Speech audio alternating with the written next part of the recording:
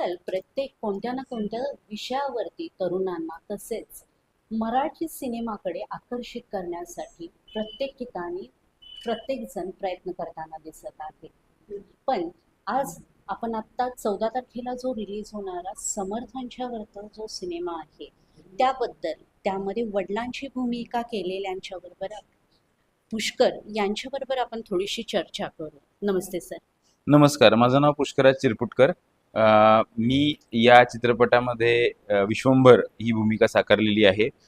समर्थ या चित्रपटाचं नाव आहे. समर्थ रामदास स्वामी यांचे विचार आजच्या काळामध्ये कसे रेलेव्हेंट आहेत आणि त्यांनी लिहिलेले मनाचे श्लोक असतील किंवा दासबोध असेल त्यामध्ये काय सांगितलंय हे आजच्या पिढीला कसं उपयुक्त आहे असं सांगणारा चित्रपट आहे.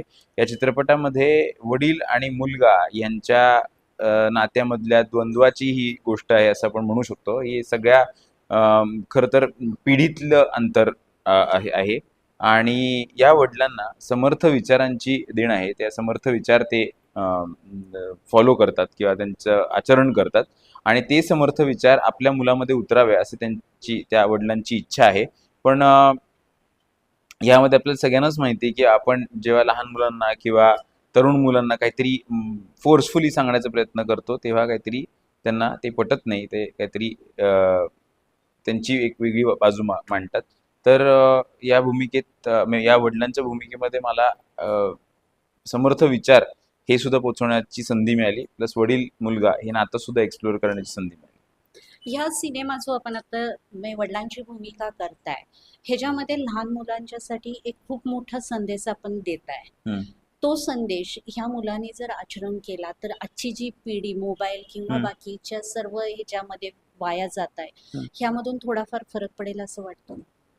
काय मोबाईल नी लहान मुलं किंवा आजची पिढी वाया असं नाहीये. तर सगळ्याच पिढ्या मोबाईल आल्यापासून त्याच्यामध्ये अडकलेल्या आहेत. विचारांची संख्या जी आधी 100 होती एका मिनिटाला ती आता 1000 झालेली आहे. तर या सगळ्यातनं आपल्याला काहीतरी शोधता येईल. सगळ्यांना काहीतरी मिळेल, आपलं मन शांत करण्यासाठी काहीतरी मिळेल आणि जास्तीत जास्त प्रेम, जास्तीत जास्त शांतता आपण समाजाला देऊ शकू. आपलं मन आपण शांत करू. फक्त लहान मुलंच नाही तर मोठी माणसं सुद्धा जी अस्थिर आहेत, जे मनाने असं त्यांना वाटते की आता आता काय होईल माझं आणि हे काय चाललंय आजूबाजूला. तर ह्याचं एक काहीतरी छान सोल्युशन तुम्हाला या चित्रपटातनं बघायला मिळेल. ह्या सिनेमामधून तुमच्यामध्ये काही बदल झाला असं जाणवतं? नक्कीच मी हा चित्रपट करताना मी बऱ्याच गोष्टींचा अभ्यास केला, मनाचे श्लोक वाचले. समर्थ रामदासांनी लिहिलेलं दासबोध या ग्रंथाचं वाचन केलं, समजून घेण्याचा प्रयत्न केला. मला तसा अभ्यास करायला आवडतो, मला जाणून घ्यायला आवडतो. पूर्णपणे बदल होणं एका चित्रपटातनं किंवा 30 दिवसांच्या प्रवासातनं शक्य नसतं. पण या बदलाची सुरुवात नक्कीच झालेली आहे. मन शांत करण्याची सुरुवात नक्कीच झालेली आहे. आमच्यावर धन्यवाद. आपला सिनेमा कधी रिलीज आणि काय होतोय हे नमस्कार. समर्थ हा आमचा चित्रपट 14 ऑगस्ट रोजी जगभरात प्रसिद्ध होतोय. तुम्ही नक्की जाऊन हा चित्रपट बघा. आता आपण समर्थ या सिनेमाबद्दल त्यांच्या जे वडिलांची भूमिका केली पुष्कर